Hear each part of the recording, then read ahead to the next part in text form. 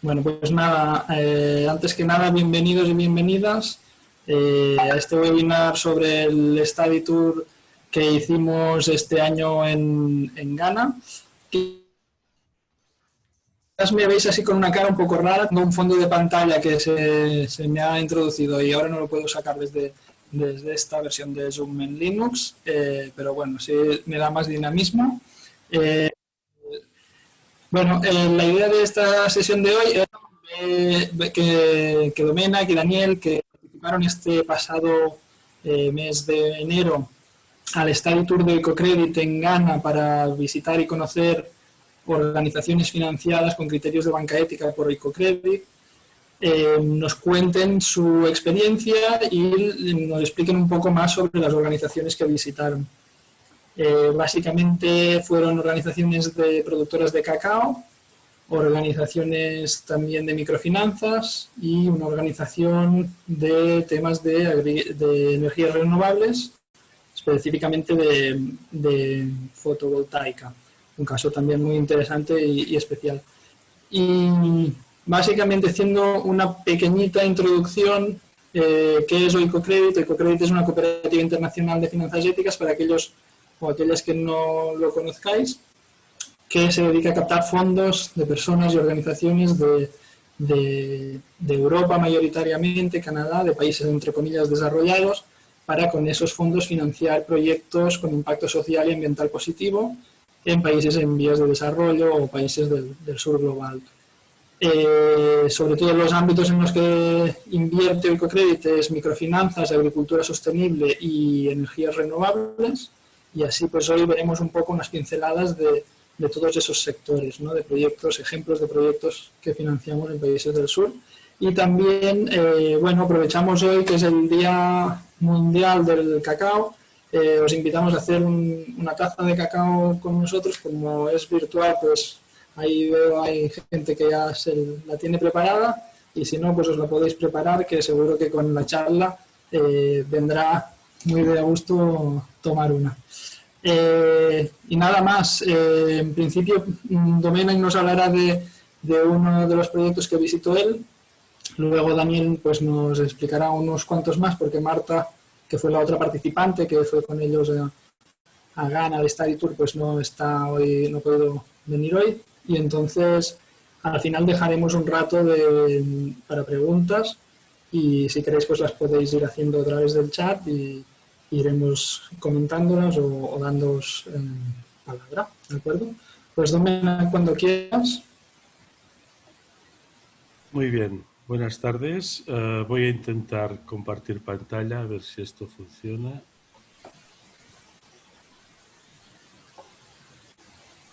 Sí, parece que sí.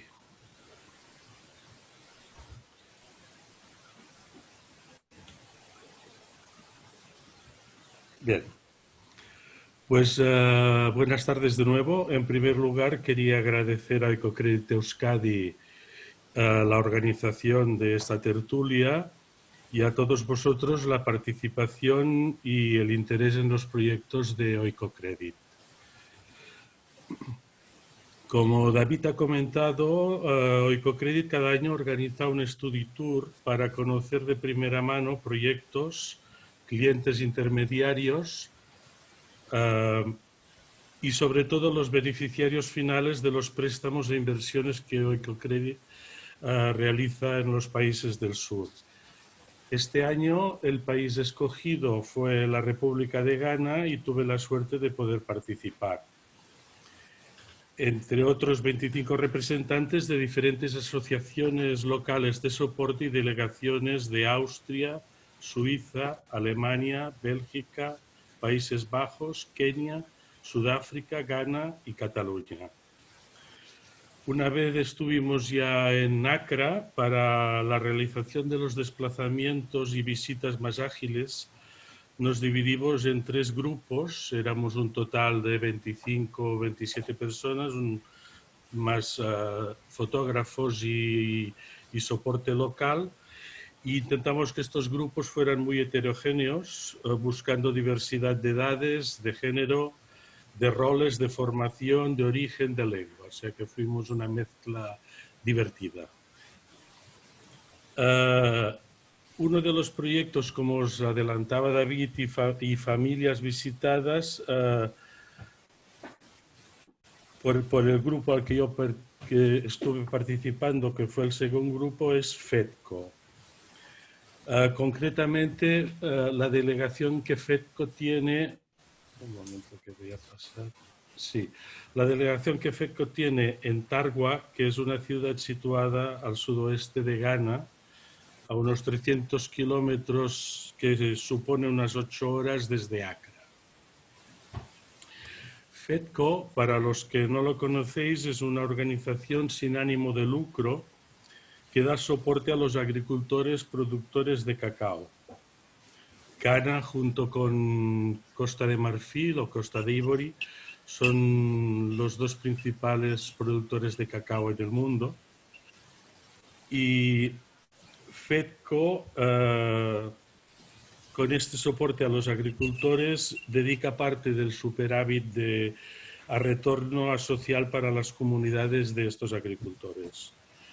FEDCO dispone de un préstamo de ecocrédito, está presente en varias regiones productoras de cacao y es uno de los pocos intermediarios autorizados por el gobierno para la compra y venta de cacao, que es un bien regulado totalmente por el gobierno de Ghana. En la llegada a la zona de Targua hicimos algunas visitas. La primera fue a Stephen, uno de los productores. Stephen está en una población difícil de pronunciar, Aweremboanda. Su núcleo familiar está formado por 4 hijos, su esposa y él mismo. Stephen es propietario de 22 acres y en cada acre hay una media de unos 40 árboles de cacao. Y estos árboles están mezclados árboles más jóvenes y más viejos. Stephen hace 15 años que se dedica al cultivo de cacao, siguiendo la tradición de su padre, y tiene habitualmente en los últimos años un premio especial o un premium que le llaman de FEDCO por su proceso natural de poda. Stephen, después hablaremos del proceso, pero realiza el secado en la misma plantación. El proceso... ¿Creo que he saltado una? No. El proceso del cultivo del cacao, tenemos el proceso de recolección de las vainas del fruto cuando está maduro, que uno a uno se va cortando, se rompe y se extraen las semillas. Estas semillas, al lado mismo del árbol, se envuelven con hojas de platanero y se dejan fermentar entre 4 o 5 días. Y después de este proceso de fermentación, se ponen en las mesas de secado y durante otro periodo de tiempo se dejan secar al sol. Al final de este proceso se embalan en sacos de 64 kilos y los empleados de FEDCO pasan a recogerlas. Al día siguiente visitamos en la población de Pieso. Tanto la población anterior como Pieso están situadas en distintas direcciones a 1 hora, 1 hora y media de vehículo todoterreno del centro del almacén de FEDCO. Paul tiene un núcleo familiar con 5 hijos y su esposa. Él tiene unos 15 acres de terreno con 600 árboles, todos ellos con unos 5 años de antigüedad. Y se dedica al cultivo del cacao desde que tiene 18 años. Paul nos comentó que en las épocas de las temporadas de recolecta, sobre todo las temporadas de más trabajo, contrata entre 3 y 4 personas. Y también hizo mucho énfasis en que su principal objetivo es la calidad y no la cantidad, y para ello también disfruta de una certificación de calidad por parte de FEDCO. Con los agricultores, sus familias y con otros agricultores de la zona, que tuvimos oportunidad de conocer y hablar y charlar un poco, comentamos cuáles eran para ellos las principales amenazas y las preocupaciones. Todos coincidieron en el efecto que están notando estación a estación, año a año, del cambio climático y del incremento de las lluvias torrenciales. Si era difícil el desplazamiento entre las comunidades donde habitan y las plantaciones, con las lluvias esto se ha hecho más difícil. En general son desplazamientos que tienen que hacer a pie y que suponen muchas veces entre 1 hora y 2 horas de desplazamiento. También comentaron que tienen pocos ingresos fuera de la temporada de venta de la semilla y que tienen que cultivar el cacao, complementarlo con otros árboles frutales y también realizando trabajos en la comunidad. Un tema que salió con todas las familias era la gran preocupación por estas familias por la educación de los hijos, y apreciaban que uno de los soportes que realizaba FEDCO, entre otros que comentaremos más adelante, era la ayuda y la financiación y el equipamiento de escuelas para que los hijos puedan seguir estudiando. Por parte de FEDCO también nos comentaron que uno de sus problemas era el espacio para almacenamiento. Durante algunas épocas del año se les acumulan muchos sacos antes de que puedan hacer el transporte hacia los puertos de salida de Ghana o centros reguladores a nivel nacional. Y también comentaron el tema del desplazamiento, que es difícil en este país. En este caso, entre sus centros de almacén y de gestión hasta las comunidades, tanto para ir a hacer los controles de calidad del cacao como para ir a recoger los sacos y también los trabajos que hacen de soporte a la comunidad. Al principio comentábamos que parte de los excedentes o del superávit que pueda haber en la explotación de FEDCO se utilizan y se dedican a un retorno social a las comunidades. Estuvimos visitando en Pieso con Paul, la escuela local, y nos enseñaron todas las obras que se habían realizado, tanto de construcción de aulas como de mantenimiento, financiadas por FEDCO. También visitamos las aulas de informática y la biblioteca, unos aseos comunitarios construidos y también mantenidos por FEDCO y por las personas de la comunidad. También les han hecho instalaciones para suministro de agua para el consumo de boca. Y otra de las áreas donde FEDCO colabora muy estrechamente con las comunidades de agricultores es la formación. Formación de todo el proceso de las distintas estaciones para el buen mantenimiento de las plantaciones de cacao. También para la producción de jabón a partir de los residuos de las vainas del fruto, que lo queman y con las cenizas y unas mezclas pues preparan un jabón. Y en otro aspecto, formación sobre todo a las mujeres de la comunidad en trabajar la cerámica, tanto para uso propio como para tener una alternativa de ingresos con la venta de cosas hechas con cerámica. Utensilios, perdón, no me salía la palabra, utensilios de cerámica.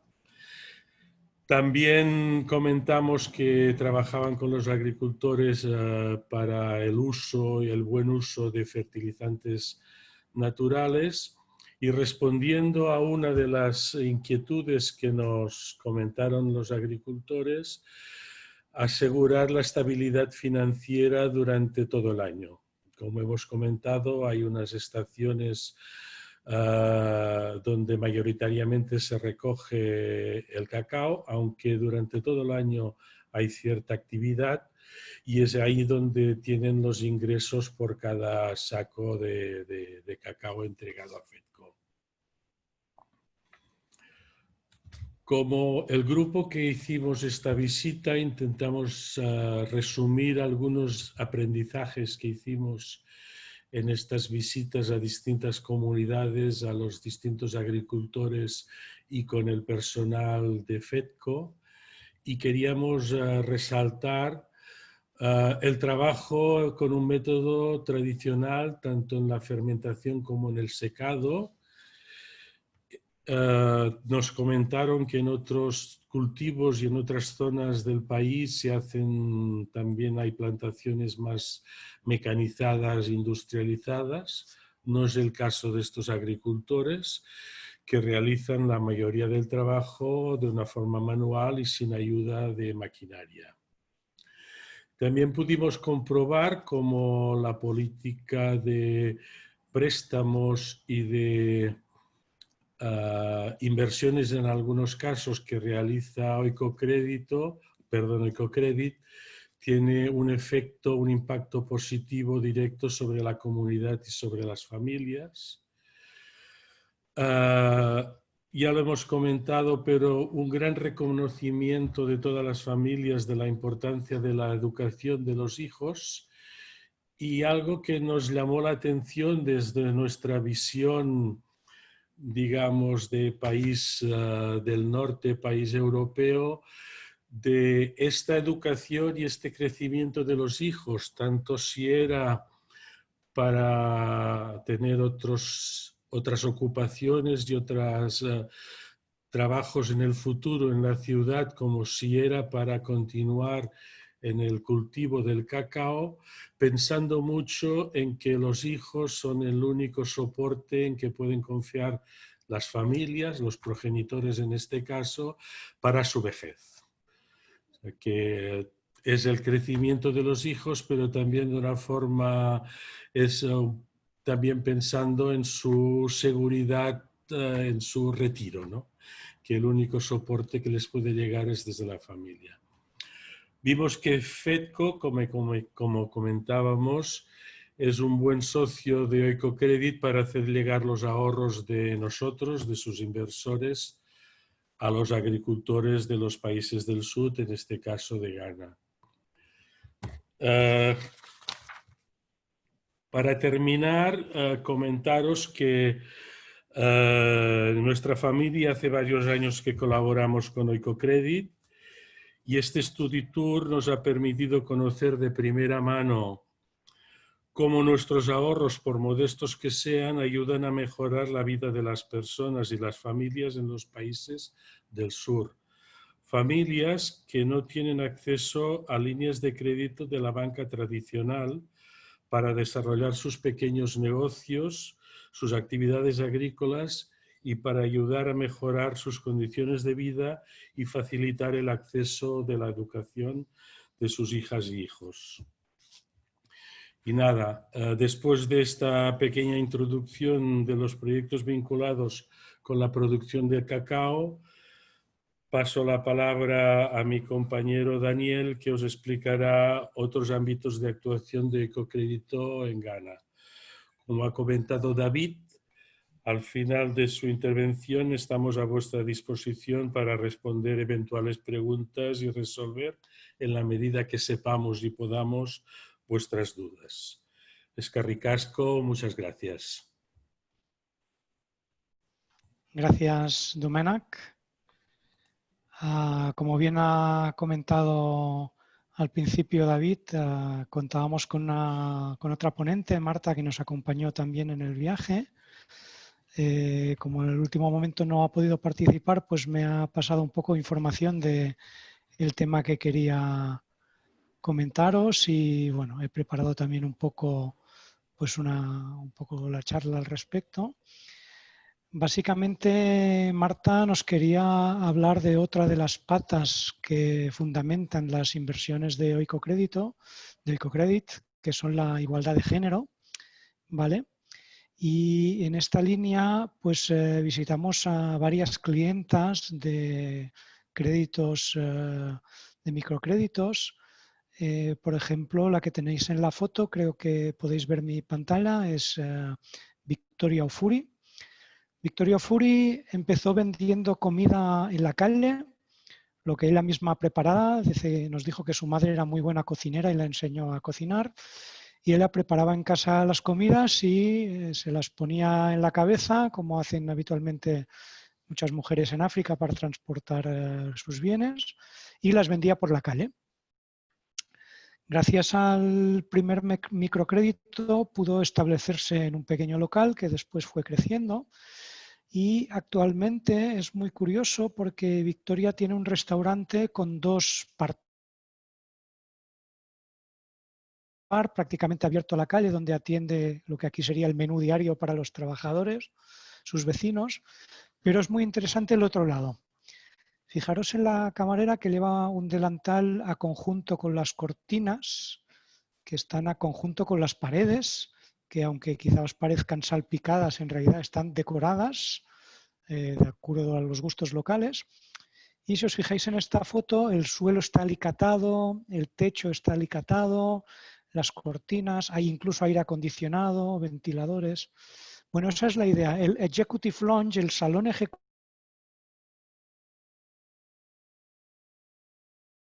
gracias a los mitos crecientes que fue encadenando, es un restaurante, digamos, de gama alta, en el que se paran los comerciantes, la gente que pasa por la carretera cerca de donde está una ciudad mediana, y ha conseguido atraer estos clientes de mayor capacidad financiera, digamos, y es muy divertido porque nos decía, yo les ofrezco la misma comida que ofrezco en el otro lado, pero aquí se la cobro más cara, porque claro, es un salón ejecutivo muy bien decorado, refrigerado, etcétera, ¿no? Y eso nos da un poco a la idea de de su afán por mejorar el negocio, pues simplemente dándole un estilo distinto, ¿no? Un estilo más profesional. Aquí tenéis a Victoria contándonos sus más y sus menos. Fijaros que hasta las aceiteras, los jarrones y estos recipientes que hay que prefiero no saber para qué se usan en un restaurante en Ghana, pues todos son a conjunto, ¿no? Con esa combinación de colores.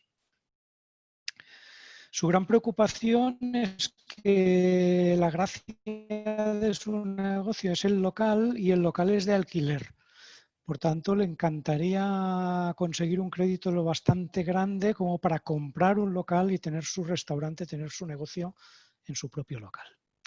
Bien, aquí la tenemos sometida a nuestra batería de ¿no? ¿Cuánto es tu crédito? ¿Cuánto pagas? ¿Lo puedes pagar bien? ¿El interés es justo? ¿Te sirve para...?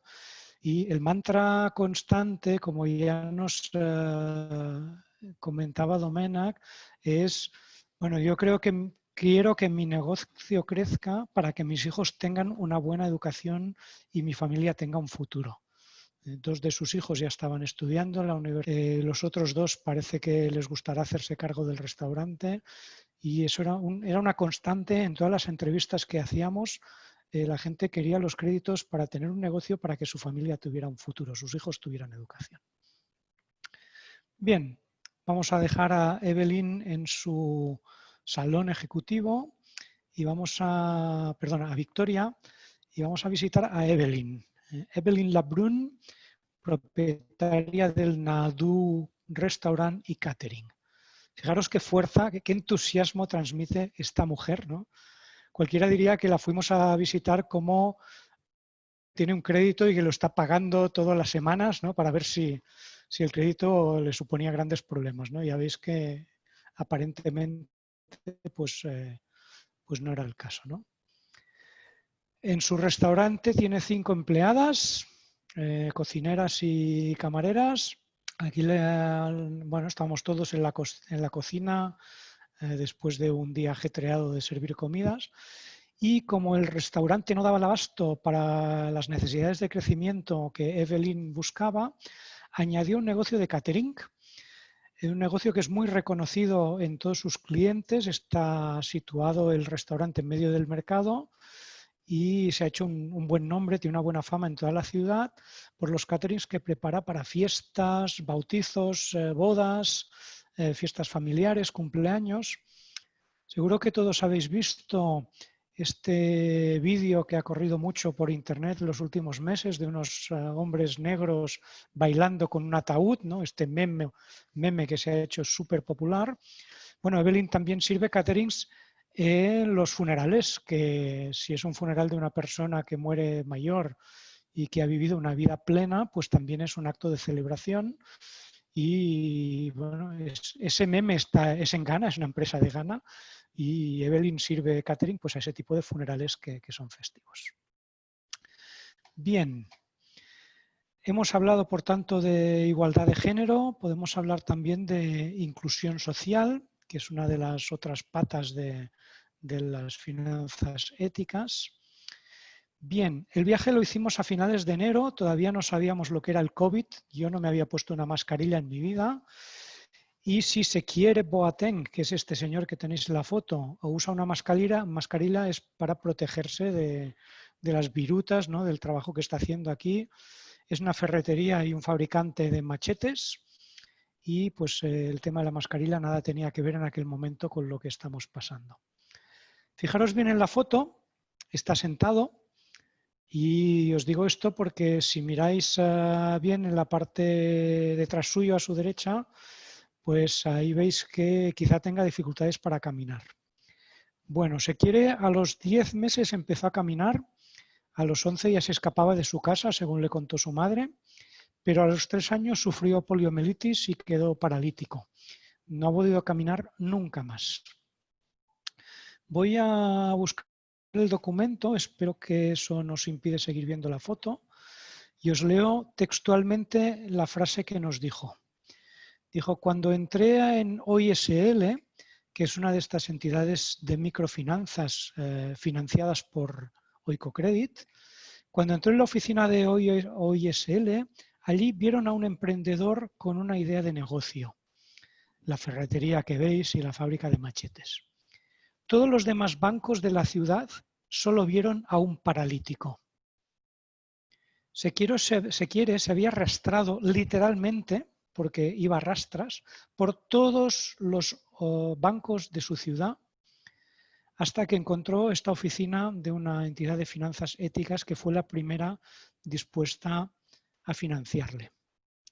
Su primer crédito fue de unos 80 euros aproximadamente. Actualmente tiene un crédito por un equivalente a unos 10.000 euros. Tiene 2 ferreterías. La segunda la regenta su esposa, él está al cargo de la primera. Su hijo está aprendiendo ya a llevar el negocio. Sus 2 mayores están en la universidad. Y nos dijo textualmente, abro comillas y leo, con el primer crédito también me dieron la dignidad. Con las muletas puedo estar de pie, puedo mirar a la gente a la cara y jamás he vuelto a arrastrarme. Dejo de compartir un poco y os voy a contar otro tema que es las tercera y cuarta patas de las finanzas éticas, la inclusión financiera y también las energías renovables, aunque quizá no sea tan significativo. Pero la inclusión financiera a mí me alucinó. La verdad es que yo fui a este viaje como inversor, yo tengo unos ahorros puestos en Oikocredit y un poco íbamos ahí en calidad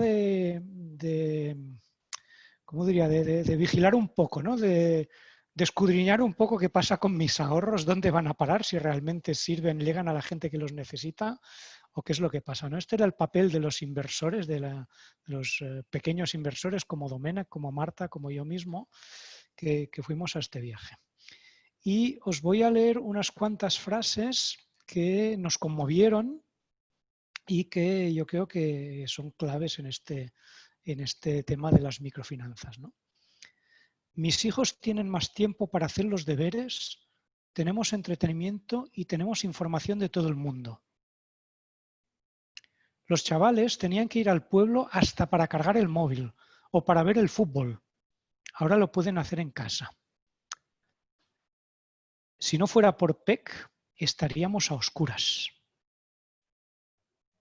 Cuando la abuela vuelve del mercado por la tarde, lleva la linterna. Ella camina más segura y nosotros estamos más tranquilos. ¿De qué va esto? ¿No? Hemos hablado de cargar móviles, hemos cargado de iluminar, hemos hablado de linternas. Vamos a ver si puedo compartir de nuevo la pantalla. ¿Alguno me puede confirmar que estáis viendo la foto de una choza? Sí, ahora. Perfecto, muchas gracias.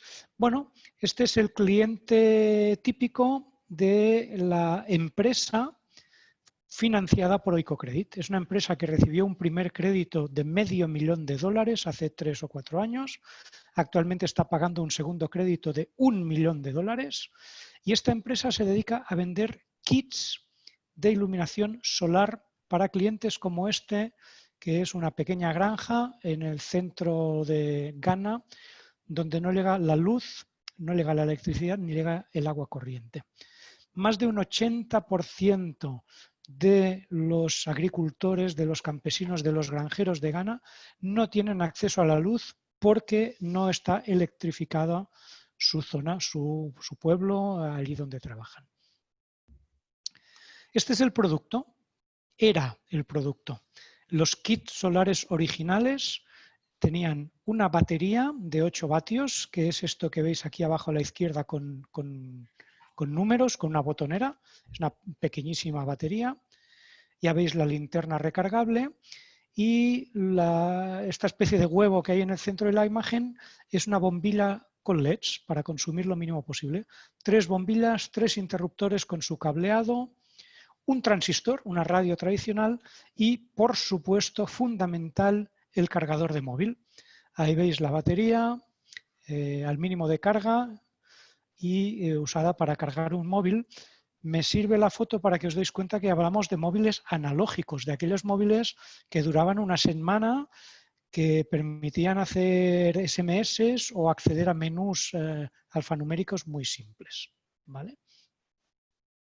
Estos kits de energía solar con una placa de medio metro cuadrado se pagan semanalmente con pagos de alrededor de 2 o 3 euros como mucho a la semana, ¿vale?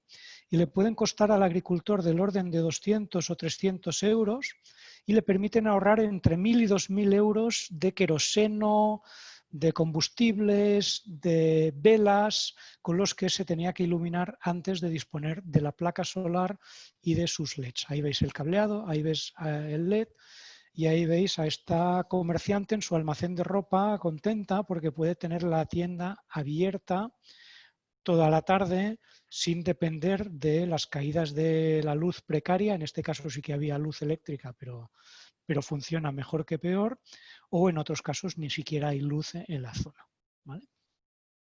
Entonces, ¿por qué hablamos de inclusión financiera? Estos señores que aparecen en la foto no tienen cuenta corriente. El banco más cercano está a varias horas caminando en una ciudad a la que van raras veces, pero tienen móvil. Entonces, estos señores compran el kit solar, que en la versión actual ya incorpora un ventilador y una televisión. Aquello de estar informados y estar entretenidos va tomando más cuerpo cada día. En los kits de la próxima generación se intenta hacer kits que tengan bombas de riego para los agricultores o incluso arcones frigoríficos pequeños, pero arcones frigoríficos para los pescadores, para que puedan estabilizar su precio al tener días de buena pesca y días de mala pesca, que puedan conservar el producto y estabilizar precios. Bueno, como os decía, estos señores obtienen el kit solar, y inmediatamente pasan a tener luz y pasan a tener la batería, pasan a tener el cargador de móvil, pasan a tener la televisión. Y para pagar este kit lo hacen a través de la telefonía móvil, de la banca móvil, que está muy extendida en Ghana y en los países del África Occidental, en que básicamente a través de una tecnología que sería muy similar a los SMS, aunque es un protocolo distinto, a través de menús muy simples, se conectan una vez a la semana con un código, por ejemplo, asterisco 173 almohadilla, almohadilla. El móvil le responde con un menú. ¿Qué quieres? ¿Pagar tu cuota semanal? ¿Pagar una cuota distinta? ¿Tienes un problema técnico con tu kit solar? Opción 1, pagar mi cuota semanal. Tu cuota semanal son tantos cedis, moneda local, el equivalente, digamos, a 3 euros. ¿Estás de acuerdo? Sí. Pues ya has pagado 50 euros, ya has pagado tu cuota semanal, tu kit seguirá funcionando hasta el próximo lunes. A respuesta de ese pago hecho con un simple móvil, reciben un código numérico que tienen que introducir en esta botonera de la batería y la batería sigue funcionando, el sistema sigue funcionando una semana más. Si les ha ido bien el negocio y quieren pagar un mes, pues en lugar de pagar por una semana, pagan 4 veces más y el sistema automáticamente les regala varios días. Si ellos habían hecho un crédito pues para pagar esto durante un año, digamos, yo que sé, de Navidad del 2020, si pagan un mes, además de que van a tener el sistema funcionando un mes sin tener que hacer más pagos, también reciben un mensaje que les dices, ahora dejarás de pagar ya no el día de Navidad del 2020, sino que dejarás de pagar el 1 de diciembre del 2020. ¿Por qué? Han pagado de más, por tanto, han reducido su deuda, por tanto, tienen que pagar menos intereses, pues igual que con nuestro crédito hipotecario. Si alguna vez podemos pagar una cuota extra, reducimos intereses y, por tanto, reducimos la duración del crédito. Esto es inclusión financiera. Este señor no tiene cuenta corriente, no tiene un banco cerca, en su vida había visto lo que es un crédito o una tarjeta de crédito y ahora, sin saberlo, está pagando un crédito al consumo en forma de cómodas cuotas. Si no las puede pagar, simplemente le deja de funcionar, no hay persecución, no hay créditos, no hay ficheros de impagos ni nada de eso, simplemente le deja de funcionar el kit y cuando vuelva a poder pagar le sigue funcionando todo el sistema. Además de la inclusión financiera, lo bueno es que cuando llega la tele, uno de los vecinos la tiene y puede poner los partidos ahí a la vista y sus vecinos se pueden reunir alrededor de la tele, no podemos formar comunidad, incluso les puede pedir 1 euro por ver el partido y así de paso pues le ayudan a pagar el sistema o, como nos decían, al cambio más o menos les puede cobrar una moneda de 10 céntimos de euro por una carga completa de móvil. ¿Vale? De forma que el kit también tiene algo de inclusión, de crear comunidad y de ayudar, digamos, a producir bueno, conocimiento y formar un poco más de comunidad. Solo os diré, como os he comentado, los kits actuales cuestan del orden de 500 euros, se pagan en 12 a 18 meses, ahorran de 1.000 a 2.000 euros en queroseno básicamente y en riesgos de incendio, riesgos de toxicidad, etcétera, etcétera. ¿Vale? El 82% de los clientes de esta empresa no tenía cuenta corriente ni jamás habían tenido acceso a ningún servicio financiero. El 50% de los clientes gana menos de 100 euros al mes, unos 3 euros al día y de forma irregular. O sea que con eso, si tuvieran una oficina bancaria cerca, tampoco sería fácil obtener un crédito tradicional. En uno de los países que opera PEC, que es Mali, hay un 20%, solamente un 20% de electrificación rural. En África Occidental hay 150 millones de personas que no tienen acceso a la electricidad. Y pues PEG, esta empresa que se dedica a vender estos kits solares, tiene unos 500.000 clientes ya en Ghana, Costa de Marfil, Senegal y Mali. Unos 100 trabajadores aproximadamente y, como os he comentado, acumula ya $1,5 millones con los 2 créditos que les ha concedido Oikocredit. Bien, estos son los temas que os quería comentar en cuanto a la parte de energías renovables y de inclusión financiera. Aquí vemos otra pequeña productora, tienda en la carretera, vende su propia producción y bueno, este es un ejemplo más, ¿no? Empezó con el crédito, con el microcrédito más micro que se concede actualmente, que es del orden de unos 15 euros aproximadamente. Y lo interesante... Perdona. Sí. Vuelve a compartir la pantalla, que no se ve la imagen ahora. Vamos allá. Compartir la imagen. Ah, sí, es culpa mía porque estaba consultando los datos y os he dejado sin la pantalla. Aquí la tenéis, es la foto de esta chica que orgullosa nos enseña su producción. ¿La veis ahora? No. Ahora sí. Bueno. Con su producción de cerámica. Bueno, lo interesante en este caso, y con eso acabaré mi exposición, más o menos a y cuarto, para que podáis hacer preguntas y sea la cosa un poco más dinámica. Lo importante es la forma como se pagan algunos de estos microcréditos.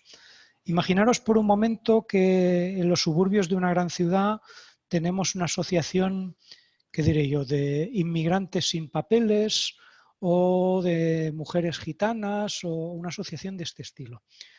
Bueno, esta chica vivía en los suburbios de Accra, formaba parte de una de esta asociación de mujeres sin acceso a una economía comercial, vendedoras, pues en este caso, ¿no?, productoras de cerámica, peluqueras, una pescatera, una que cosía, otra que vendía y arreglaba zapatos. Muy interesante. Yo me dedico a vender y limpiar zapatos. Es vender y limpiar.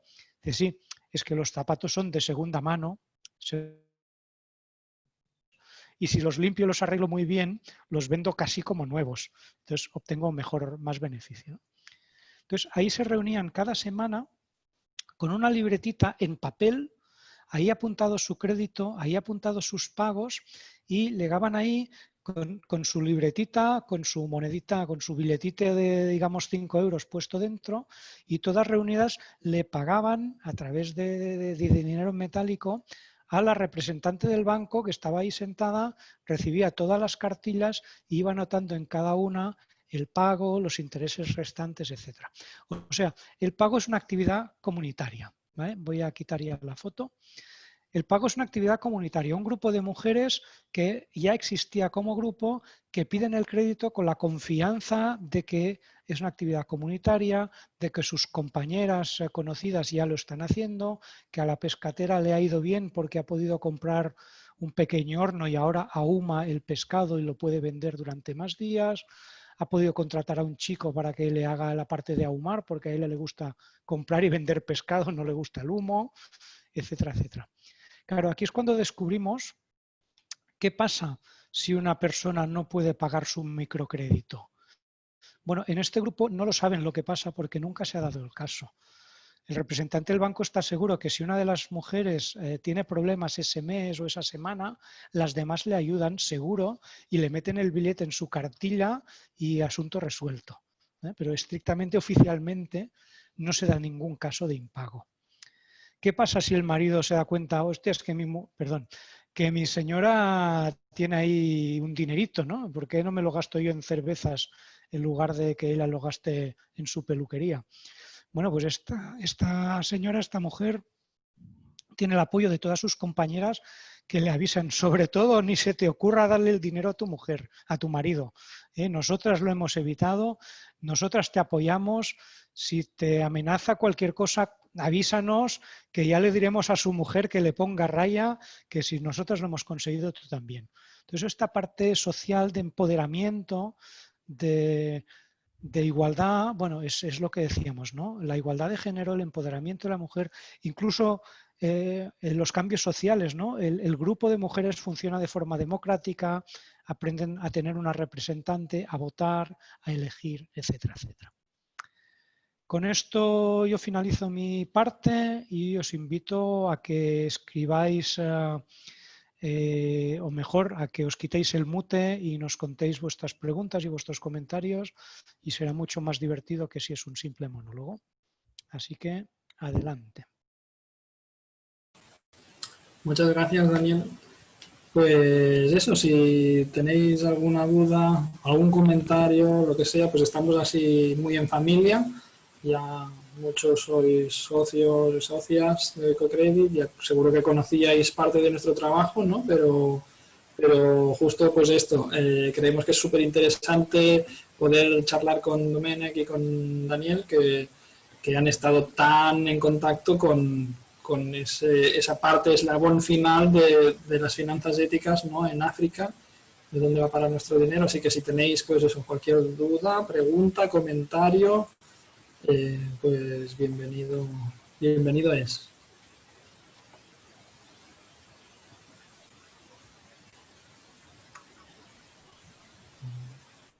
Sí, como sois poca gente, si queréis participar directamente os podéis sacar el mute y participáis. Si no, podéis escribir en el chat y nos decís si queréis que lo comente yo o lo comentáis vosotros mismos.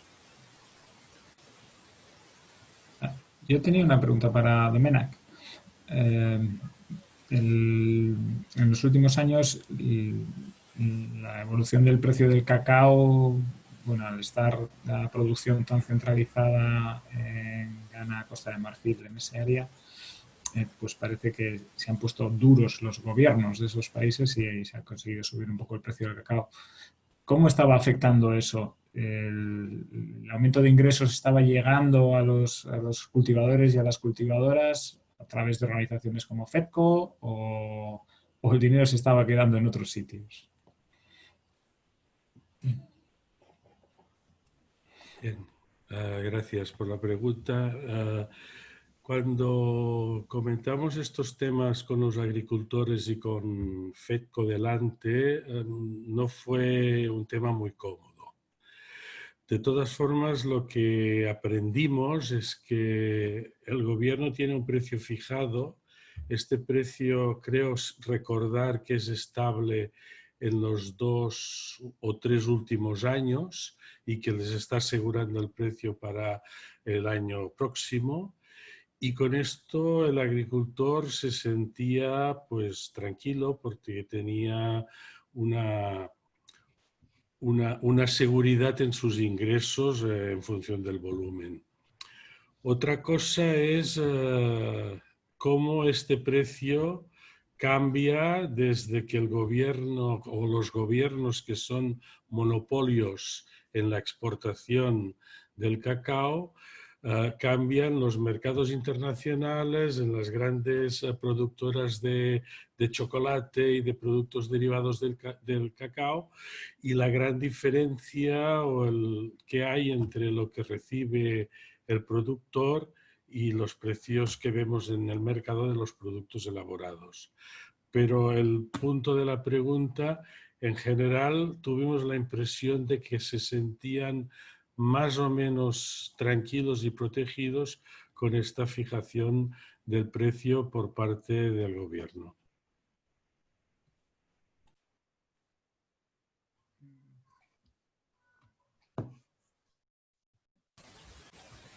Sí, quizás, así añadiendo, ¿no? a este caso concreto, bueno, comentar que en realidad FEDCO tampoco es una organización de comercio justo propiamente, ¿no? Aunque sí que cumple unos criterios muy parecidos a los de comercio justo, ¿no? Que garantizan pues unos precios más o menos estables, una formación a los productores de cacao, etcétera, les garantizan que les van a comprar su producción, pero quizás estarían en un circuito comercial distinto de otras organizaciones que financiamos desde Ecocredit, que sí que son de comercio justo estrictamente hablando, ¿no? Y certificado por FLO, etcétera, que quizás en esas el reparto de beneficios hacia la comunidad puede decidirse de una manera más democrática que en el caso de Ghana o de estas organizaciones en Ghana, ¿no?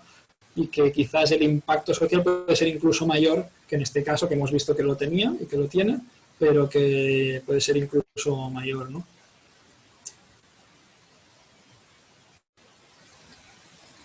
No sé si ahí tenéis más preguntas sobre el cacao.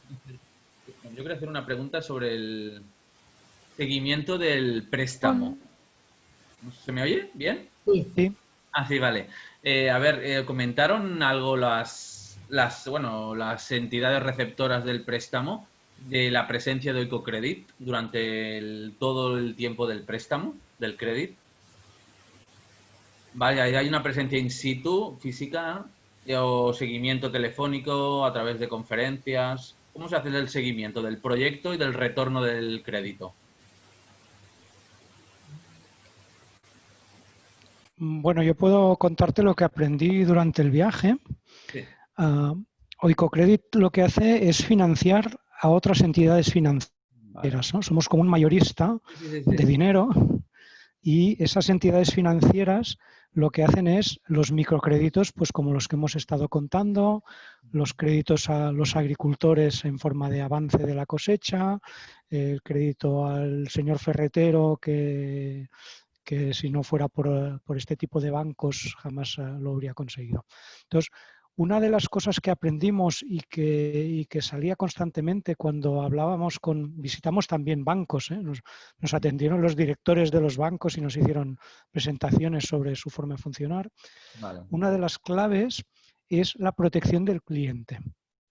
Si hablásemos de comercio justo, pues siempre hablamos de que el precio que se paga al productor es el justo para que pueda vivir de su trabajo. Cuando hablamos de finanzas éticas, la protección al cliente es uno de los principios básicos y lo que hay que garantizar siempre es que pueda pagar ese crédito y que el hecho de tener un crédito no sea una preocupación, no sea una locura, no se endeude para pagar otro crédito anterior, etc. Entonces, todos estos principios eran fundamentales y aparecieron todas y cada una de las veces que hablábamos con un banco o que hablábamos con PEC, ¿no? con la empresa que vende kits y que es consciente que en realidad su negocio es casi más financiero que de placas solares, pues nos constaban constantemente, salía a dilación el tema, ¿no? Es que nos tenemos que asegurar muy bien que la persona lo pueda pagar, que no sea un exceso para sus finanzas familiares. Alguien nos habló, claro, es que yo tengo mucha responsabilidad, nos decía una cajera de uno de los bancos, ¿no? Cuando decido que se le va a conceder un crédito a esta persona, me tengo que asegurar que lo podrá pagar y que si no puede por cualquier motivo, que nos llamará y nos lo dirá y que nos haremos cargo, porque algunas de estas personas, si no consiguen pagar el crédito, son capaces de suicidarse. Entonces, claro, el banco... Acordaros cómo era un banco cuando vuestros abuelos tenían unos ahorrillos, ¿no? Y se iban ahí y hablaban con el director, oye Manolo, que tengo 20.000 pesetas. Y Manolo les aconsejaba, más o menos defendiendo sus intereses bancarios, pero también los de la familia, ¿no? Algo que cambió con las preferentes, pues aquí estamos en lo mismo. No solo que el banco siguen siendo personas, sino que además el banco es una, entre comillas, una ONG, ¿no? En el sentido de que lo que pretende es hacer crecer, lo que pretende es ofrecer ética, etcétera, etcétera. Entonces, yo como inversor me quedé muy tranquilo cuando vi que el señor director del banco, con su traje y su corbata y su PowerPoint que hablaba de intereses y tal, enseguida salía el tema de la ética, de la protección al cliente, de qué mecanismos tenían para protegerlo. Y cuando al salir del banco y hablamos con la representante de Oikocredit en Ghana, pues hablamos del tema, nos comentaba con qué mecanismos ellos vigilan, digamos, a sus clientes, a los bancos, a las entidades financieras, para que cumplan realmente estos principios. No sé si eso responde a tu pregunta. Sí, perfecto. Es un poquito como los modelos cajas de ahorro, ¿no? De hace en sus inicios, ¿no? En España. Un poquito más Sí, banca de proximidad, de confianza, ¿no? O sea, sí, sí, es algo parecido. A mí cuando hablaba con la gente, piensa que visitamos un banco, una oficina de un banco de finanzas éticas, pero un banco, y lo primero que hacen cuando llegan es que cantan gospels. Están 20 minutos cantando gospel, después rezan en comunidad, ¿no? Uno de ellos empieza a rezar en voz alta. Bueno, es un país en que la religión es muy importante. Y después de eso, ¿no? De esa, venga, ya hemos cantado y hemos rezado, ahora vamos a atender a los clientes. Dejando aparte la anécdota religiosa que en nuestra sociedad nos puede sorprender mucho, pero eso es la filosofía, ¿no? Estemos contentos que vamos a darle a la gente una oportunidad. Sí, en forma de dinero, pero ese es el estilo, ¿no? Y una cosita, ¿y qué distancia hay respecto del banco que concede el crédito al proyecto en sí? ¿Es una provincia o es la misma ciudad? Los bancos que nosotros conocimos, todos eran banca rural y todos trabajaban en ámbitos comarcales. Vale. El representante que iba a cobrar con las cartillas iba en ciclomotor o en bicicleta, que también es alucinante, ¿no? Vas a cobrar créditos y vuelves en bicicleta con la cartera llena de dinero. Wow, o sea, se pagaba en metálico el... Sí. Las entidades, las asociaciones de mujeres pagan en metálico, con un billete metido dentro de una cartilla. Y el representante bancario pues se vuelve con la bici o con el scooter, se vuelve al banco y ahí los deposita.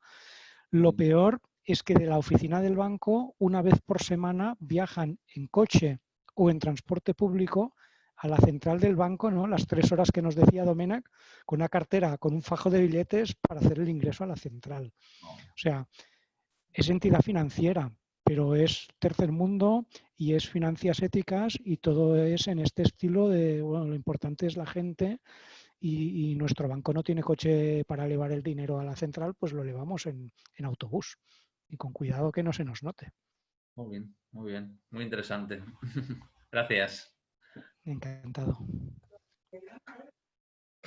Una pregunta, Daniel, ya que estabas comentando ahora lo de los bancos de finanzas éticas allí en lo local, porque claro, yo pensaba muchas veces, ¿no?, que allí en estos países así menos desarrollados no llegaba a haber entidades de finanzas éticas para comerciar con. Yo pensaba que llegábamos a microfinancieras que no llegaban ni a ser a lo mejor como de finanzas éticas y que, bueno, luego se hacía lo que se podía. Entonces me ha sorprendido porque incluso estando en España tampoco desarrolladas las finanzas éticas, me incluso sorprende positivamente escuchar que por allí están. Si lo puedes comentar un poco más, perfecto.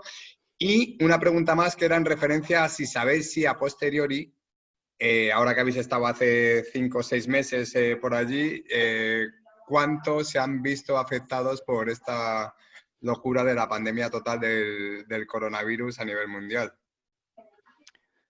Sí, a la segunda pregunta, sí, por supuesto. Un país en el que no hay estadísticas, no hay registro de nacimientos y no hay una infraestructura sanitaria muy significativa, pues la respuesta a tu pregunta es seguro que les está afectando de una forma terrible y no tenemos ningún dato cierto para corroborar esta sensación.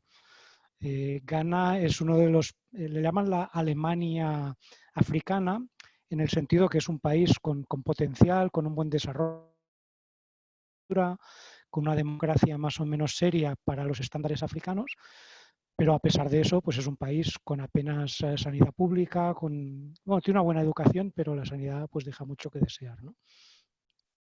En este sentido, añado un comentario de algo que sí que sabemos.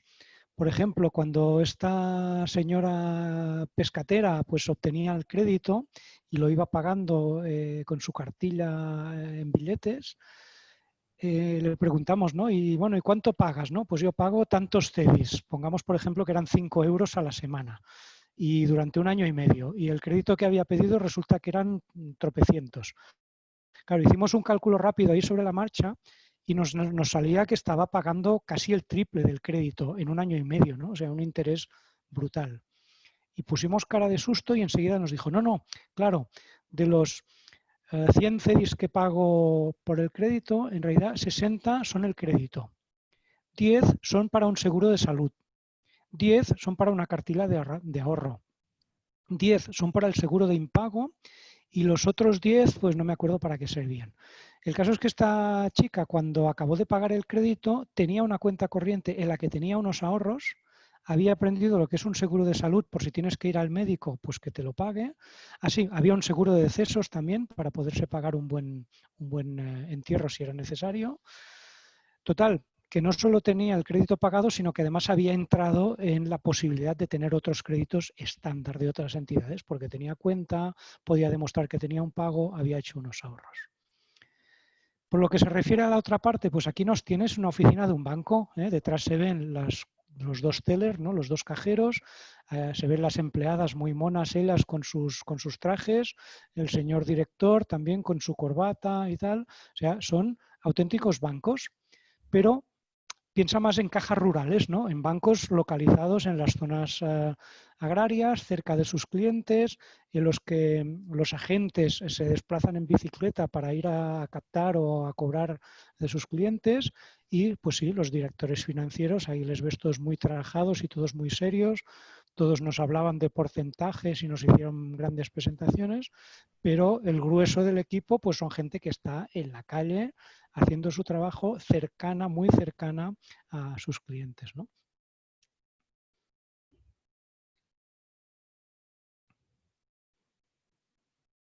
Y esos son nuestros clientes, o sea, lo que hace hoy, los nuestros, los de Oikocredit, ¿no? Oikocredit financia con millones de dólares a bancos y esos bancos financian con decenas de euros a sus microcréditos de sus clientes. Solo para...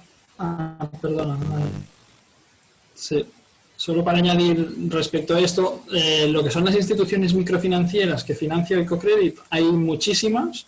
O sea, tenemos desde súper chiquitas a mucho más grandes, desde formas jurídicas, ONGs, fundaciones, asociaciones varias, cooperativas, incluso bancos ya comerciales, algunas de ellas reguladas y con forma jurídica regulada por su banco central de cada país, que de hecho ha habido como una tendencia en estos últimos años a que se vayan institucionalizando y profesionalizando y que las vayan regulando en cierta medida los bancos centrales de los distintos países en los que trabajan, pero es una amalgama muy amplia de organizaciones que llamamos a todas instituciones de microfinanzas, pero que tienen características muy distintas, ¿no? Y de todas formas, pues todas tienen ese enfoque social que comentaba Daniel, ¿no? Y respecto al impacto del COVID, pues lo que comentaba un poco Daniel, que en muchos países pues está siendo difícil, en estos países en los que trabajamos, tener datos agregados, ¿no? A nivel del impacto real del país, digamos del COVID en el país, ¿no? En la economía, pero también a nivel de sanidad y de contagios, etcétera. Pero a nivel de lo que es las organizaciones, las contrapartes, nuestros proyectos, organizaciones asociadas a las que financiamos, sí que desde Oikocredit, desde el personal local en terreno, pues se está haciendo un seguimiento muy directo y regular, ¿no? Se están manteniendo el contacto con todas ellas desde que empezó, sobre todo ya el confinamiento sí más importante y la afectación en muchos países ya por ahí a finales de marzo.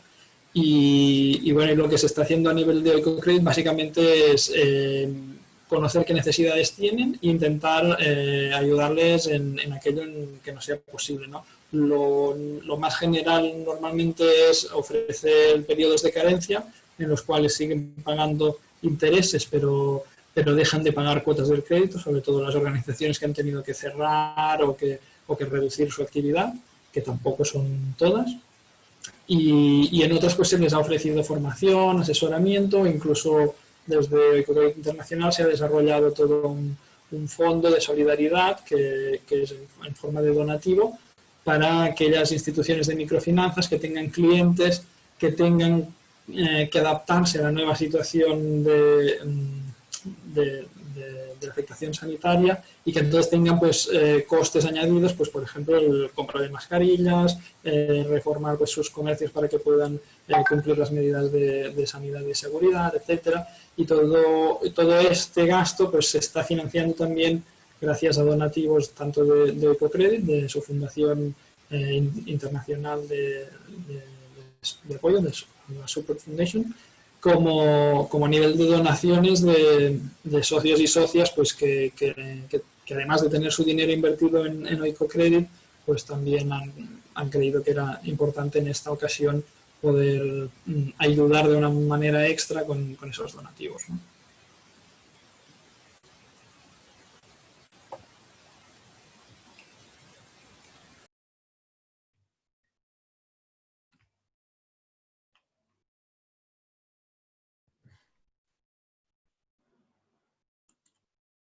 Tenemos también una pregunta de María Gray, que decía que no le estaba funcionando el micro y que quería preguntar si las entidades bancarias también ofrecen algún tipo de formación con los préstamos, gestión empresarial, etcétera. No sé si Daniel quizás quieres, o bueno, o Domènec también. Sí. Es que me acordaba de las cosas que me han quedado en el tintero constantemente. Se quiere, la persona paralítica nos comentaba, además del préstamo y de la dignidad, me han ayudado constantemente, me han enseñado cómo llevar el negocio, me han ayudado a pagar los impuestos, me han enseñado cómo administrar los bienes. Estuvimos con otro emprendedor que se dedicaba a la madera, cortaba madera y la vendía a los hoteles cercanos a su zona para muebles y tal. Y de repente abrió una panadería, una fábrica de pan de molde, ¿no? Y dices, ¿y eso? No, porque del banco me aconsejaron que como mi negocio depende mucho de las concesiones, si igual un empleado se equivoca y corta un árbol protegido, me quitan la concesión y me quedo en la ruina. Entonces me sugirieron que buscase un negocio totalmente distinto para no depender del tema de la madera. Y yo pensé, pues algo que no sean, mis clientes no sean empresas, que no dependa de concesiones, que se venda mucho y fácil, y se me ocurrió el pan. Y tiene una fábrica de pan y una empresa de madera. Y esto fue porque el tío del banco le dijo, oye, es que tu negocio depende mucho, mucho de la concesión gubernamental. Y imagínate que te enemistas con el alcalde o que por un error no rellenas el papeleo, te quedas sin nada. Entonces, era una constante, tanto por los pequeños clientes que nos decían constantemente que sí, que me han contado lo que son los intereses, he dejado muy claro qué pasa si hay problemas. Bueno, todo el mundo nos hablaba de su tasa de interés, ¿no? Yo pago un tanto por ciento, yo pago yo sé que si pago más rápido reduzco el capital y por tanto mejora los intereses. Y era gente que jamás había tenido una cuenta bancaria antes, por tanto a ese nivel como los emprendedores, todos nos decían siempre, me han ayudado a abrir el negocio, cómo tenía que hacerlo, me dan consejos. Bueno, un poco lo que decíamos, ¿no? No sé si decir paternalista, pero sí que una visión del banco como un socio que te ayuda y te acompaña en toda la parte financiera.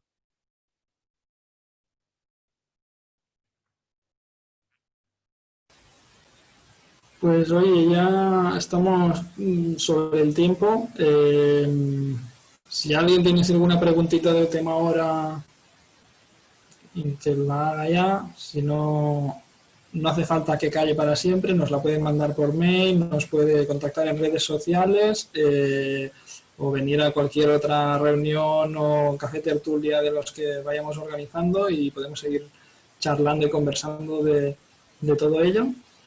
Y bueno, nada, muchas gracias a todos y todas por participar y nos vemos en la próxima charla. Muchas gracias Daniel y Domènec por la presentación y bueno, hasta otra. Muchas gracias. Muchísimas gracias. Gracias por compartirlo. Gracias. Gracias.